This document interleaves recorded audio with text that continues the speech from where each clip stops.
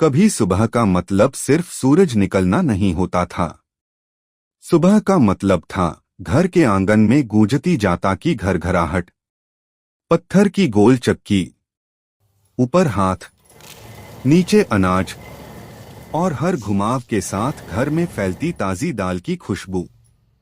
हमारे दादा दादी के जमाने में जाता सिर्फ रसोई का औजार नहीं था, वो घर का जिम, मेडिटेशन सेंटर और डॉक्टर तीनों था।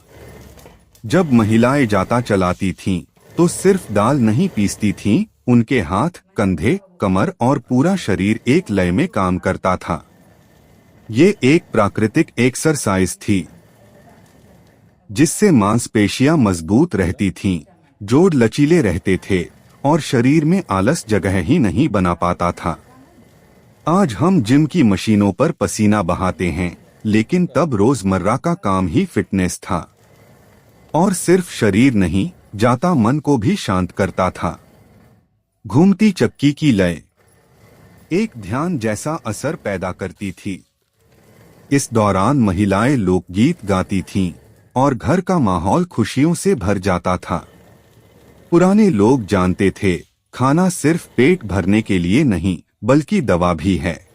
इसी जीवन शैली का एक हिस्सा था सही भोजन। उसी दौर में एक खास दाल का बहुत महत्व था, जिसे कुर्ती की दाल कहा जाता था। गांवों में यह मान्यता थी कि यह दाल पथरी को घिसकर बाहर निकालने में मदद करती है। बुजुर्ग बताते थे कि अगर नियमित रूप से कुर्ती की दाल खाई जाए तो शरीर के अंदर जमा कचरा धीरे धीरे साफ होने लगता है। आयुर्वेद में भी इसे लाभकारी माना गया है। सोचिए, एक तरफ जाता शरीर को बाहर से मजबूत करता था और दूसरी तरफ यह दाल शरीर को अंदर से साफ करती थी। यह पूरा सिस्टम बिना किसी लैब टेस्ट, बिना किसी महंगी दवा के पीढ़ियों से चलता आ रहा था। यह ज्ञान किताबों में कम और जीवन में ज्यादा लिखा हुआ था। आज हमारी जिंदगी तेज हो गई है, मशीनों ने हमारा काम आसान कर दिया है। आटा तैयार, दाल तैयार, मसाले तैयार, लेकिन इस आसानी के साथ हमने मेहनत खो दी और शायद उसी के साथ वह प्राकृतिक ताकत भी जो हमारे बुजुर्गों में दिखाई देती थी। सुविधा बढ़ी है,